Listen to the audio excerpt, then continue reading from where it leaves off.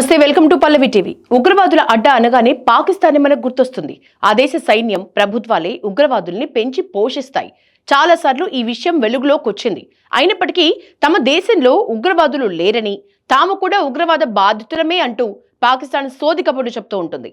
ప్రపంచంలోనే most wanted టెర్రరిస్టులకి Pakistan సురక్షితమైన అడ్డాగా మారిందన్న ఆరోపణలకి బలం చేకూరుస్తూ ఇస్లామాబాద్లోనే ఓ కీలక పరిణామం చోటు చేసుకుంది.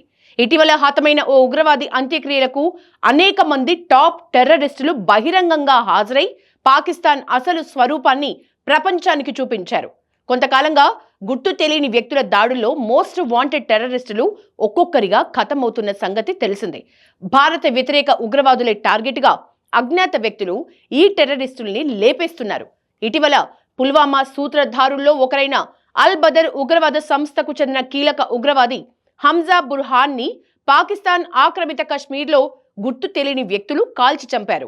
జమ్మూ కాశ్మీర్లో పుల్వామా జిల్లాలోని రత్ని పోరాకు చెందిన అర్జుమంద్ గుల్గర్ దర్ అలియాస్ బుర్హాన్ మెడిసిన్ చదివాడు. టెర్రరిజం వైపు మళ్లీ భారత్ వదిలి పాకిస్తాన్కి వెళ్లాడు. అల్ బదర్ టెర్రరిస్ట్ గ్రూపుల్లో చేరాడు. 2019లో జరిగిన పుల్వామా ఉగ్రదాడిలో కీలక పాత్ర పోషించాడు. గత కొన్నేళ్ల నుంచి పాక్ ఆక్రమిత కశ్మీర్లో అండర్ కవర్లో ఉన్నాడు. ముజఫరాబాద్లోని ఒక ప్రైవేట్ కాలేజీలో ప్రిన్సిపల్ గా పనిచేస్తున్నాడు. గురువారం ఉదయం కాలేజ్ నుంచి బయటకు వచ్చిన బుర్హాన్ పై గుర్తు తెలియని వ్యక్తులు కాల్పులు జరిపారు.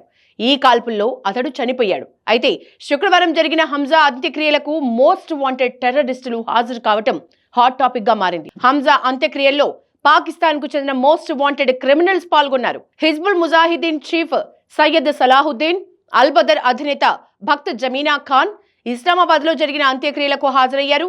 పాకిస్తాన్ ఇంటెలిజెన్స్ సంస్థ ఐఎస్ఐకి చెందిన వారు సైతం ఈ అంత్యక్రియల్లో పాల్గొన్నారు. అంత్యక్రియలు జరిగే ప్రదేశంలో AK-47లతో పాటు మరికొన్ని లేటెస్ట్ వెపన్స్ తో భారీ భద్రతా ఏర్పాట్లు చేశారు. గుర్తు తెలియని వ్యక్తులు దాడి చేసే అవకాశం ఉందన్న భయంతో టెర్రరిస్ట్ నాయకులకు భారీ భద్రత కల్పించినట్లు తెలుస్తోంది. హంజా అంత్యక్రియలకు పలువురు ఉగ్రవాదులు, భారత వ్యతిరేకులు హాజరైనట్లు సోషల్ మీడియాలో వీడియోలు వైరల్ అవుతున్నాయి. వీరికి పాకిస్తాన్ కట్టుదిట్టమైన భద్రతను కల్పించింది. ముఖ్యంగా భక్త్ జమీన్ ఖాన్ చుట్టూ AK-47 లాంటి లేటెస్ట్ వెపన్స్ తో ఉగ్రవాదులు కట్టుదిట్టమైన భద్రతా వలయాన్ని ఏర్పాటు చేశారు.